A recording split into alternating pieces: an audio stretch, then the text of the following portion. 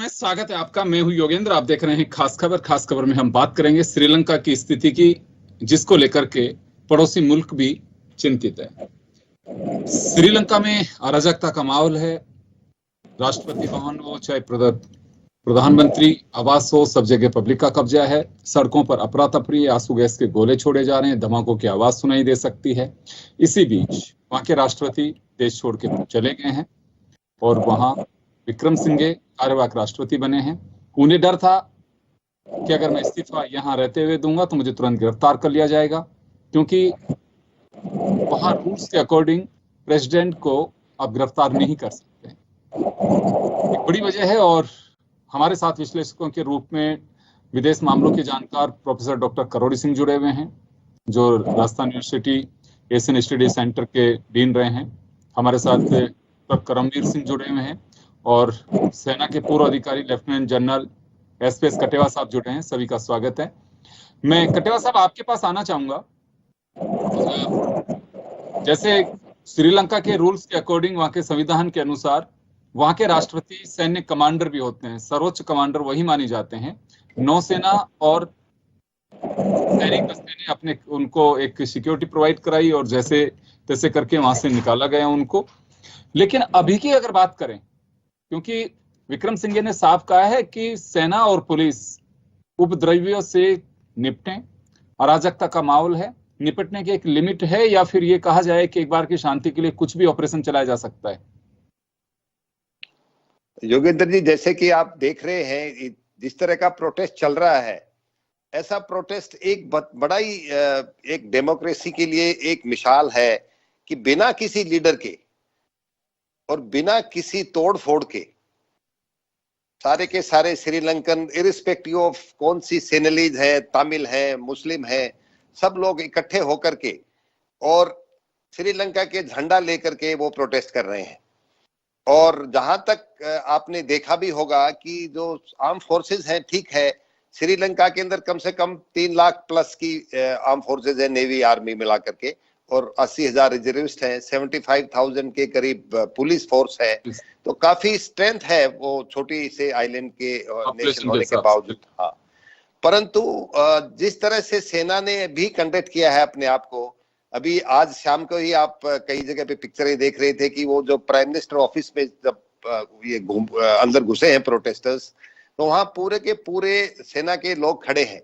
वो सिर्फ इसलिए खड़े हैं कि वो उनको रोक के उन पे गोली चलाते या कुछ इस तरह से करते तो काफी लोग हताहत होते, फिर ये उपद्रव है जो है ये बिल्कुल वायलेंट हो जाता है प्रोटेस्ट। और ये प्रोटेस्ट बिना लीडर के है, कोई ऐसा लीडर नहीं है जिससे कि सरकार किसी से बात कर सके। और इसीलिए ये जो सेना है, इसको भी अंदर ही अंदर इनको भी लग रहा है कि देश की जो इकोनॉमिक हालत है वो बहुत ही खस्ता हो गई है। और जो प्रेजेंट गवर्नमेंट है, इतने प्रोटेस्ट के बाद, इतनी पब्लिक आउटक्राई के बाद, उनको इससे पहले ही इस्तीफा दे देना चाहिए था। जहां तक राष्ट्रपति का सवाल है, क्योंकि वो सर्वोच्च कमांडर हैं, तो उन्हें सेफ पैसेज अभी भी सेना नहीं चाहती कि कोई ऐसा देश का जो नॉर्मल एक डेमोक्रेटिक सेटअप है उसको आंच नहीं आए। तो उन्होंने उनको सुबह 3 बजे के करीब, 2:30-3 बजे के करीब एक मिलिट्री प्लेन से उनको मालदीव ले गए हैं। वो उनका पहले ये बोलना कि मैं 13 तारीख को रिजाइन करूंगा, वो शायद नेगोशिएट कर रहे थे मालदीव से या सिंगापुर से, यहाँ से जाकर के असाइलम लेने के लिए। क्योंकि अगर वो 11 तारीख 10 तारीख को रिजाइन कर देते तो फिर वो राष्ट्रपति गिरफ्तार कर लिए जाते, फिर गिरफ्तार कर लिए जाते और वो यहाँ से देश नहीं छोड़ सकते थे। दूसरी बात थी कि वो हेड ऑफ स्टेट अगर दूसरी जगह पे असाइलम मांगता है तो इंटरनेशनल प्रोटोकॉल के हिसाब से उन्हें असाइलम दिया जाता है। तो इस तरह से उन्होंने 13 तारीख का जो बहाना बनाया था, पर जाते जाते ये बोलने की बजाय कि जो रनिल विक्रमसिंघे ऑफिशिएटिंग प्रेसिडेंट होंगे और उन्होंने ये आपने आदेश दिया है पूरी फौज को कि इनको प्रोटेस्टर्स को लॉ एंड ऑर्डर सिचुएशन को रिस्टोर करो और इनको अरेस्ट करो, इस तरह का हुक्म दिया है जिस तरह इसकी फौज, सेना या सशस्त्र सेना या पुलिस फोर्स का इस्तेमाल करें और इनको खदेड़े। तो ऐसा होने से फिर काफी नुकसान होगा। और क्योंकि प्रोटेस्टर्स बड़े साइलेंट हैं, ज्यादा से ज्यादा स्ट्रेंथ होने के बावजूद भी ऐसा कोई दंगा फसाद नहीं हो रहा है, और इसीलिए सेना ने भी अपने आप को बहुत अच्छी तरह से कंडक्ट किया है, और ये प्राइम मिनिस्टर को भी शायद जो सीनियर मिलिट्री लीडर्स है उन्होंने एडवाइस किया होगा कि आप स्टेप डाउन हो जाइए। और इसीलिए अभी भी आधे घंटे पहले जो उनके स्पीकर हैं, जो तीसरी हायरार्की में तीसरे नंबर पर आते हैं, उन्होंने ऑल पार्टी मीटिंग बुलाई है, और शायद आज रात में या कल सुबह तक इसका कोई रास्ता निकल जाएगा इसका। हाँ, बिल्कुल बिल्कुल। मैं करोड़ी सिंह जी के पास में जाना चाहूंगा। सर, श्रीलंका को लेके आपको ध्यान होगा कि मोदी जी के पहले कार्यकाल के आखिरी दिनों में बड़े चिंता का विषय ये हो गया था कि पाकिस्तान, चाइना, उनका भी दखल वहां पे शुरू हो चुका था। अभी श्रीलंका जिस दौर से गुजर रहा है, निगाहें टिकी हुई है, हर कोई अपना हित साधने की कोशिश करेगा। भारत अपनी ओर से मेडिसिन या वहां के डेवलपमेंट को लेके, आर्थिक बहाली के लिए जो कोशिश कर सकता था, वहां पे फ्यूल दिया गया। हमारे यहाँ जो भी स्थितियां, लेकिन हम पड़ोसी मुल्क के नाते हमने काफी कुछ मदद की है वहां पे। अभी क्या लगता है, ये जो अस्थिरता वहां पे है, एक लंबी कहें या फिर जैसे अभी लेफ्टिनेंट जनरल साहब कह रहे हैं कि कुछ समय के लिए हमें वेट करना होगा और जल्दी वहां पे स्थितियां बहाल हो सकती हैं। आर्थिक तंगी है, वो लंबे समय तक रह सकती है, क्योंकि वो आर्टिफिशियल नहीं है, वो एक डेप्थ की इकोनॉमी की डेस्ट्रॉय पोजीशन कहूंगा उसको, कि बिल्कुल जैसे कहें कि नष्ट होने की स्थिति बन गई हो, तो उसमें लंबा समय लग सकता है। तो हमें क्या भारत के लिए कुछ चुनौतियां हैं इस सारे हंगामे और जो परिस्थितियां बनी है इससे? सर, आपके यहाँ से म्यूट है, डॉक्टर साहब म्यूट है आपके यहाँ से, अनम्यूट करिए इसे। यस योगेंद्र जी, मैं इसको 3 पॉइंट से देखता हूँ। एक तो श्रीलंका की आंतरिक स्थिति क्या है और किस दिशा में जा सकती है, दूसरा भारत के लिए इसके क्या मायने हैं, और दूसरा पूरी दुनिया के लिए, दूसरे देशों के लिए क्या मायने रखती है ये। तो जहां तक आंतरिक स्थिति का सवाल है, ये बहुत ही सरप्राइजिंग स्थिति है श्रीलंका के केस में। श्रीलंका के समाज में इतना रेजिलियंस है कि लगभग 3 दशक के जातीय संघर्ष के बाद भी वहां के सोशल डेवलपमेंट इंडिकेटर्स हमारे बहुत से देशों से अच्छे रहे हैं। तो जिस समाज ने 30 साल 3 दशक तक स्ट्रगल करके भी इस तरह की हालात नहीं हुई, वो एकदम से इस तरह से कोलैप्स कैसे हो गया, ये बहुत ही एक सरप्राइजिंग स्थिति है। और इसमें 3 चीजें मुझे बहुत महत्वपूर्ण लगती हैं। एक तो लोग लुभावनी बातें करना और वायदे करना, जो कि नेतृत्व ने किया। जनता जिम्मेदार नहीं है, नेतृत्व जिम्मेदार है। और दूसरा, नेतृत्व ने अपने स्वेच्छाचारिता को बढ़ाने के लिए, अपने मनमानी करने के लिए वहां क्या किया कि जन सामान्य की भावनाओं का एक्सप्लॉयटेशन किया, उनको भावनाओं के साथ खिलवाड़ किया, जो सिंगल और बुद्धिस्ट भावनाएं हैं उनके साथ। और ये कहा कि हम श्रीलंका में सिंगल नेशनलिज्म लाएंगे, तमिल्स को मेन स्ट्रीम में ले आएंगे, और इसके लिए पहले जो तमिल आंदोलन था उसको भी कुचलने का प्रयास किया। तो सिंगलीज ने विश्वास कर लिया। एक तीसरा, एक और अन्य पॉइंट मुझे ये लग रहा है कि जो स्वेच्छाचारितापूर्ण दृष्टिकोण इन्होंने अपनाया, उसमें 2 चीजों को उन्होंने बिल्कुल नेग्लेक्ट किया। एक तो सिविल सोसाइटी पे पूरा कंट्रोल कर लिया, उसको नहीं ऑपरेट होने दिया। दूसरा, मानव अधिकारों को। और सिविल सोसाइटी और मानव अधिकार ऐसे हैं जो एक सेफ्टी नेट है किसी भी सरकार के लिए स्वेच्छाचारिता करने पर, क्योंकि चुनाव तो 5 साल 6 साल में एक बार होता है। उसके चुनाव के बीच का पीरियड है, उसमें कोई सरकार मनमानी नहीं करे, इसलिए स्ट्रॉन्ग सिविल सोसाइटी होना और मानव अधिकारों का उल्लंघन न होना जरूरी है। कोई मैकेनिज्म होना चाहिए, और इन दोनों मैकेनिज्म को उन्होंने प्रैक्टिकली क्रश कर दिया। इसलिए बहुत से गलत डिसीजन लिए, राजनीतिक दृष्टि से और आर्थिक दृष्टि से। तो जनता का जो पेशेंस था वो जवाब दे गया और जनता सड़क पे आ गई। और जब जनता सड़क पे आ गई तो उनके सामने कोई विकल्प नहीं रहा भागने के अलावा। उन्होंने ये जरूर प्रयास किया, लास्ट में ये कहा गोटाबाया राजपक्षे ने कि मैं मेरे देश को इस हालात में नहीं छोड़ सकता, अगला चुनाव नहीं लड़ूंगा, इस हालात से उबरने के बाद में मैं फिर राष्ट्रपति नहीं बनूंगा।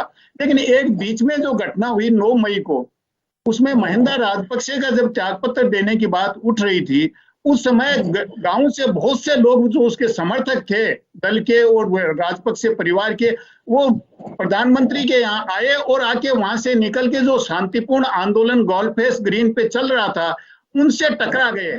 और उसमें मिलिट्री और सेना ने कोई एक्शन नहीं लिया उनको कंट्रोल करने के लिए। तो ऐसा लगा कि जो नेता हैं, जो शासक वर्ग है, वो अपने गुंडों को यूज कर रहा है जन सामान्य के अगेंस्ट में। तो पूरी जनता भड़क गई और गांव से चल के सड़कों पे आ गए।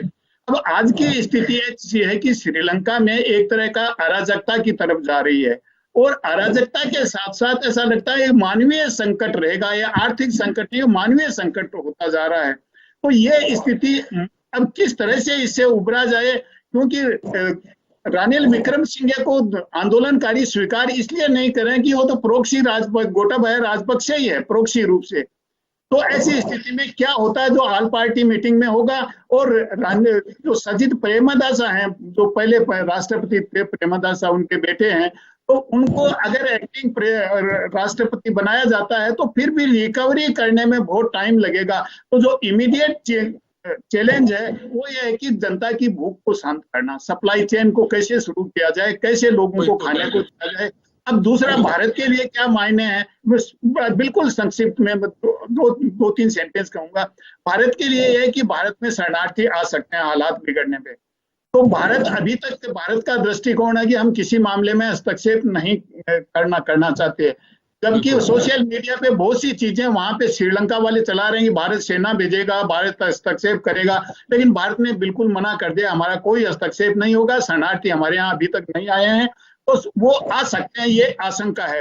दुनिया के लिए यह है कि संयुक्त राष्ट्र संघ ने कहा है कि 69 कंट्रीज ऐसे हैं जो इस कगार पे हैं, श्रीलंका वाली स्थिति में इस कतार में लगे हुए हैं, वहां सरकार शासन व्यवस्था कोलैप्स हो सकती है।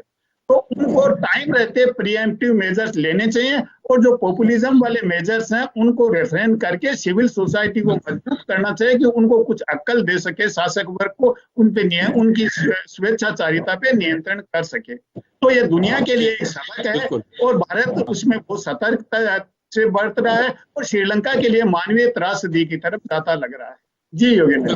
करमवीर जी, आपके पास आना चाहूंगा मैं एक बार। अभी जो डॉक्टर साहब कह रहे हैं कि लंबी एक सूची है कि कई राष्ट्र ऐसे हैं कि जो अभी इस कगार पे है।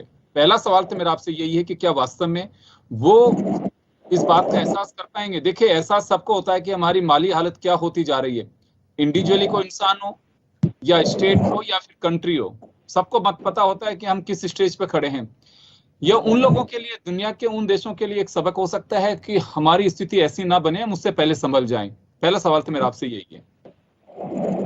देखिए योगेंद्र जी, जहां तक श्रीलंका का अगर उदाहरण लिया जाए, ह्यूमन डेवलपमेंट इंडेक्स में काफी आगे रहा है वो भारत और दूसरे देशों से। साउथ एशिया में तो टॉप पोजीशन पे वो हमेशा रहा है, और कोई ये एक्सपेक्ट ही नहीं कर रहा था कि श्रीलंका में इस तरह का आर्थिक संकट आएगा।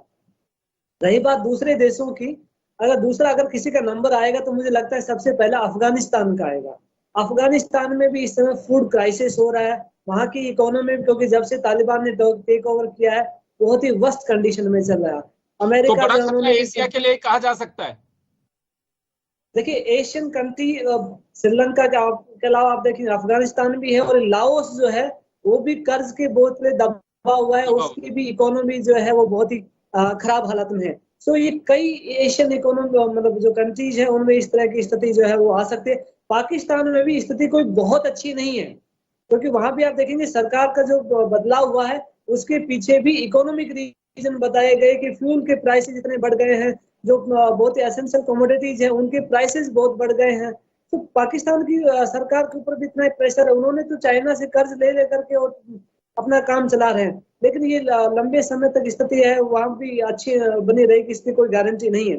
तो कई देशों में होने वाला है। श्रीलंका में तो ये बिल्कुल भी अनएक्सपेक्टेड था, और मैं इसके लिए पूरी तरह जिम्मेदार वहां की लीडरशिप को मानता हूँ, क्योंकि पॉलिटिक्स में जो नायक बनने की होड़ होती है ना, अपने आप को सिस्टम से, कॉन्स्टिट्यूशन से, सबसे इतना ऊपर उन्होंने जो है बना दिया, तो इससे नायक को लेकर के जन भावनाएं जो है वो भी उतनी ज्यादा उत्तेजित होती है, उसमें लोगों की अपेक्षाएं भी उस नायक से उतनी ज्यादा होती है, और नायक उसको पूरी नहीं कर पाया। गोटाबाया राजपक्षे से ज्यादा जिम्मेदार मैं महिंदा राजपक्षे को मानता हूँ। वो पहले भी राष्ट्रपति रहे, उन्होंने इस तरह का श्रीलंकन सोसाइटी में ऐसा पोलराइजेशन उन्होंने किया। एक माइनॉरिटी को आप इस तरह की चीजों से बाहर रखेंगे तो जाहिर सी बात है इकोनॉमी तो आपको क्रिपल करेगी है, लंबे समय तक आप कैसे टिक पाएंगे।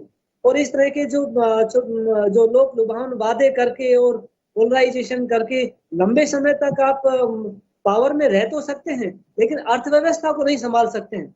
और जब पेट में खाना नहीं रहेगा तो लोग कब तक आपका जो है सिंगली राष्ट्रवाद और ये सब सुनते रहेंगे।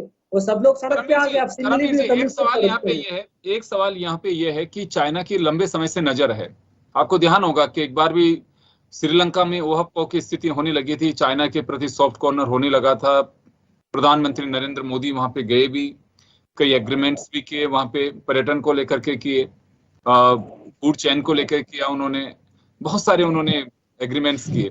लेकिन अभी भारत अपनी पोजीशन जो कर रहा है कि वो बिल्कुल सही स्थिति में है, इसे क्योंकि गवर्नमेंट में बहुत होशियार लोग बैठे हुए हैं। क्या लगता है आपको कि चाइना कुछ दखल कर सकता है वहां पे, या फिर वहां की पब्लिक किसी को ऐसा अवसर नहीं देगी?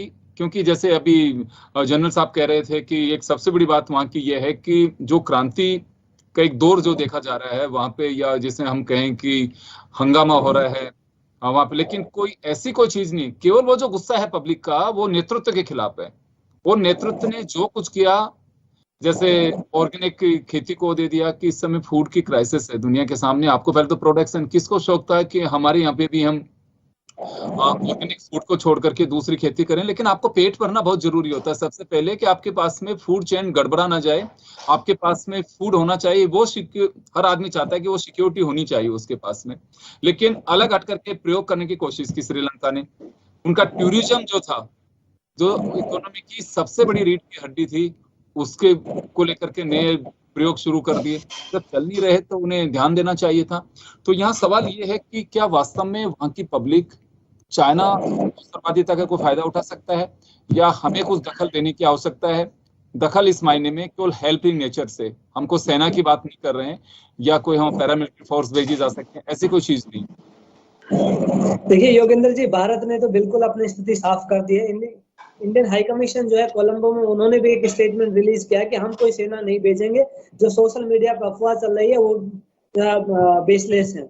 जहां तक चीन की बात है, चीन एक ऐसा बिजनेसमैन है जो हर चीज में अपना फायदा देखता है, लेकिन यहाँ इस समय जो है वहां पर उसको फायदा कम, नुकसान ज्यादा दिखाई दे रहा है। तो चाइना यहाँ पर फ्रंट पे नहीं है, हालांकि उसने सस्ते दर पे लोन वगैरह देना ये सब तो ऑफर किया है, लेकिन सबसे ज्यादा श्रीलंका का फायदा भी चीन ने उठाया है। अम्बन टोटा के जो प्रोजेक्ट है लेकर के इतना कर्ज उन्होंने श्रीलंका को दे दिया। कर्ज के बोझ तले तो पहले श्रीलंका को दबा दिया चाइना ने बेल्ट रोड इनिशिएटिव के नाम पे। और चीन और श्रीलंका की जो नजदीकी आप देखेंगे, एलटीटी को खत्म जब किया गया 2009 में, उस समय से चली आ रही है।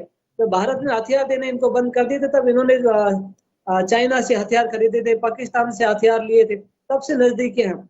अब जो है श्रीलंका को ये अकल आई है कि चीन जो है वो अपना हित देख रहा है, उसकी भलाई जो है वो भारत के साथ अच्छे संबंध करने में है। आपको याद हो कि गोटाबाई राजपक्षे जब यहाँ भारत यात्रा पे आए तो उन्होंने इस चीज को कहा भी कि भारत जो है वो हमारी भलाई चाहता है और हम भारत के साथ दोबारा उस तरह के जो कॉर्डियल रिलेशंस है वो मेंटेन करना चाहते हैं। और भारत ने कोशिश की भी है, चाहे उनको फूड सप्लाई हो, चाहे वो ड्रग्स मेडिसिन की सप्लाई करने को लेकर तो सो माननीय स्तर के ऊपर भारत ने मदद करने की कोशिश भी की है। और भारत ये अभी भी कहता रहा कि जो हमारी पॉलिसी है वो फर्स्ट नेबरहुड की पॉलिसी है, यानी कि पड़ोसी हमारे लिए पहले हैं। हम यहाँ कोई आपदा में अवसर नहीं देख रहे हैं, हम सिर्फ श्रीलंका के लोगों को मदद करना चाहते हैं। और भारत ने भी ये बयान देकर स्पष्ट किया है कि हम चाहते हैं कि वह संवैधानिक संस्थाओं जो है वो दोबारा से अपना काम करे और कानून के अनुसार जो है वो डेवलपमेंट होना चाहिए। किसी भी तरह के इस तरह का कोई ऑथोरिटेरियन सिस्टम हम उसको सपोर्ट नहीं करते, हम जन भावनाओं के साथ खड़े हुए हैं। सो पब्लिक की फीलिंग के साथ जो है कहा कि हम हमारा सपोर्ट उनके साथ है। सो भारत ने सीधा इंडिकेट कर दिया कि लीडरशिप वहां की चाहे कुछ भी कहे, हम सेना नहीं भेजेंगे, कोई इस तरह की कार्रवाई नहीं करेंगे, हम सिर्फ श्रीलंका के लोगों की मदद करना चाहते हैं। बिल्कुल, और इसमें कोई संदेह नहीं है कि मानवता की मिसाल अगर देखनी हो तो भारत में देख सकते हैं। मैं एक आर्टिकल पढ़ रहा था कि तमिलनाडु से जो सीमा लगती है हमारे, वहाँ पे मछुआरे अपने मछली जब पकड़ने जाते हैं तो वहाँ के कोस्टल गार्ड्स हैं वो उन पे गोलियां बरसाते हैं। लेकिन अभी पोजीशन ये है कि उनको खाने की व्यवस्था, उनके मेडिसिन की व्यवस्था, और वो कभी नहीं इस बात का जिक्र करते हैं। मैं पढ़ रहा था ये कि तो ये मानवता की मिसाल ही कही जा सकती है। और जो आप कह रहे हैं कि आपदा में अवसर कभी भी नहीं तलाशे जाते हैं, सरकार की पॉलिसी तो है, आम इंसान भी ये बात देखता है कि वो कभी ऐसे अवसर पे इस तरह की बात नहीं करते हैं। मैं कटेवा साहब के पास में जाना चाहूंगा। सर, पहले तो मैं जानना चाहूंगा, कुछ कहना चाह रहे थे?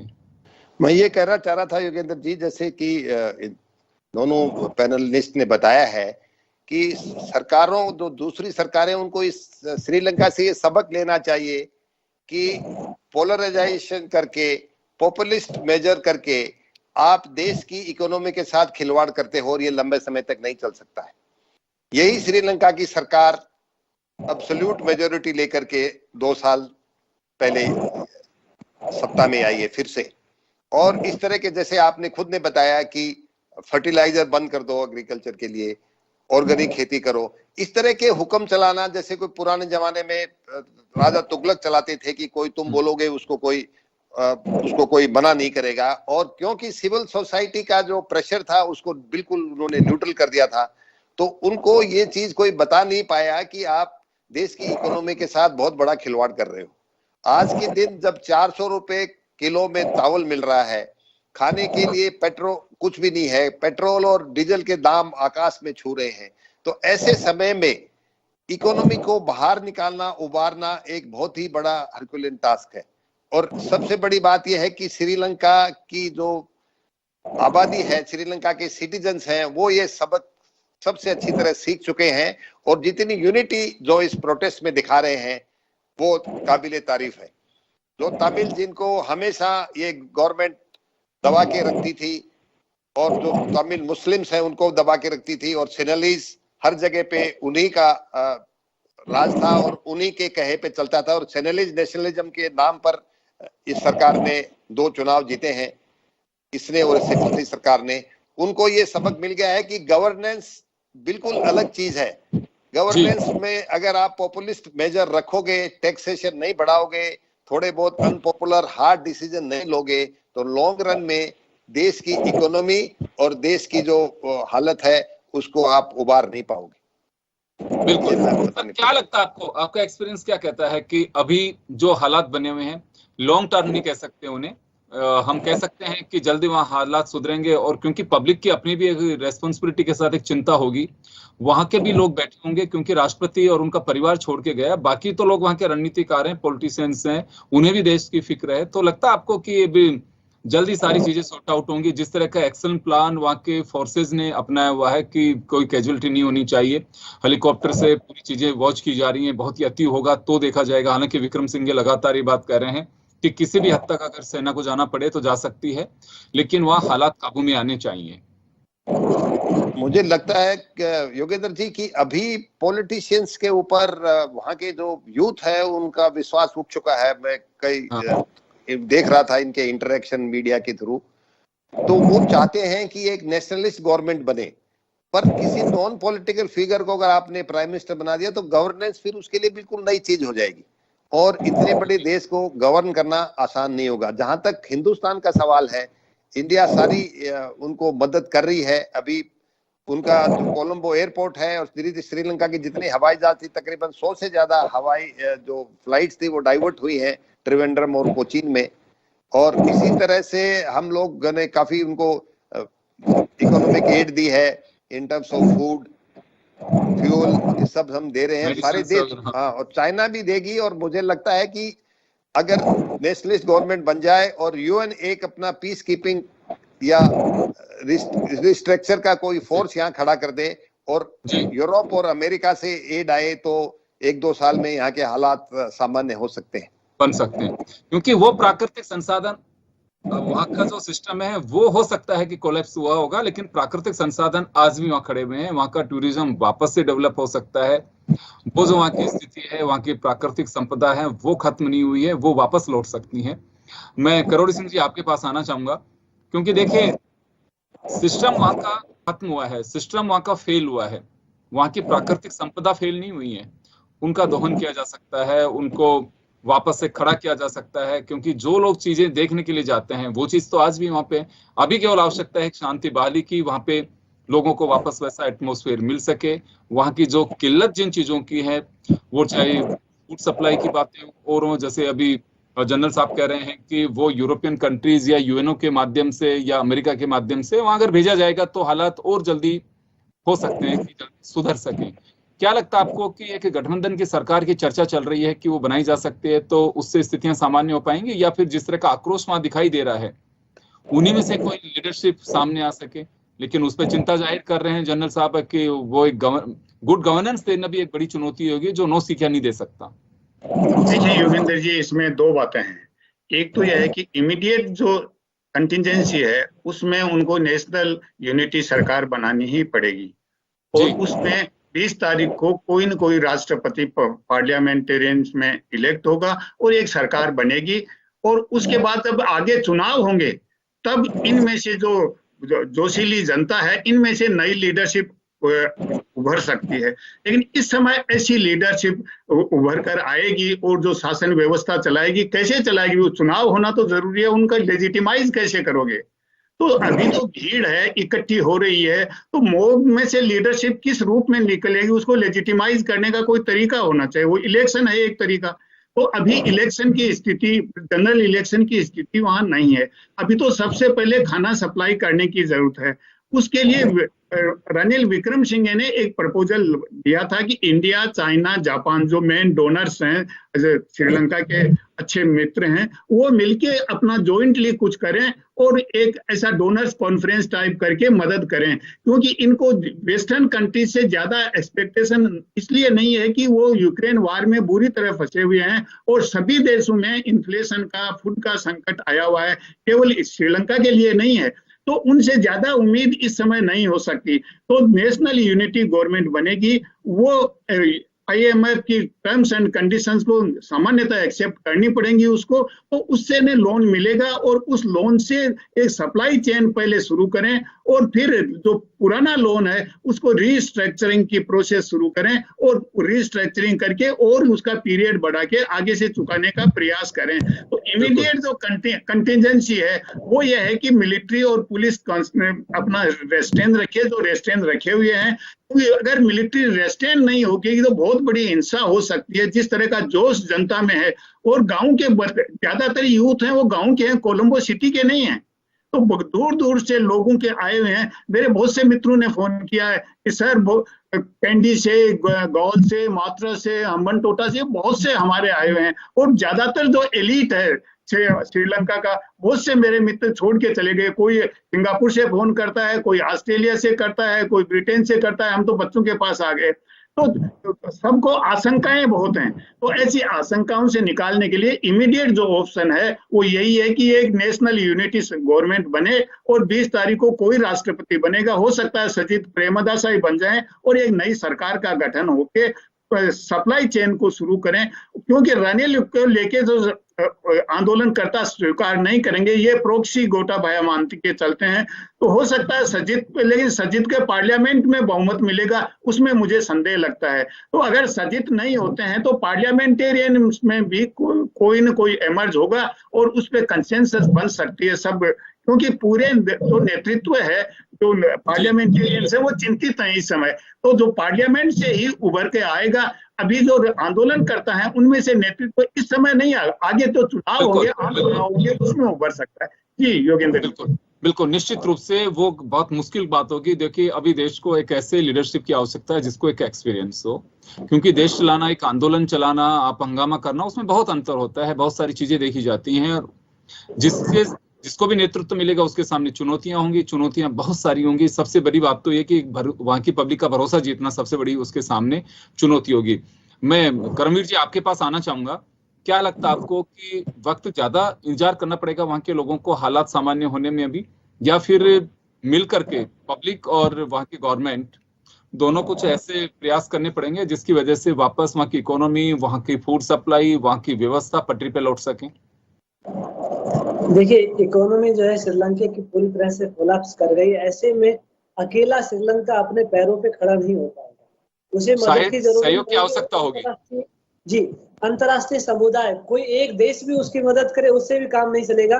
पूरे अंतर्राष्ट्रीय समुदाय को, IMF के पास जो कई महीनों से प्रपोजल पड़ा हुआ है लेकिन वो कोई एक्शन नहीं ले रहे हैं। तो मुझे लगता है सबसे पहले तो IMF जो है उसको मदद करने की जरूरत है श्रीलंका को, तब या वर्ल्ड बैंक को, दोनों को जरूरत है कि मदद करे।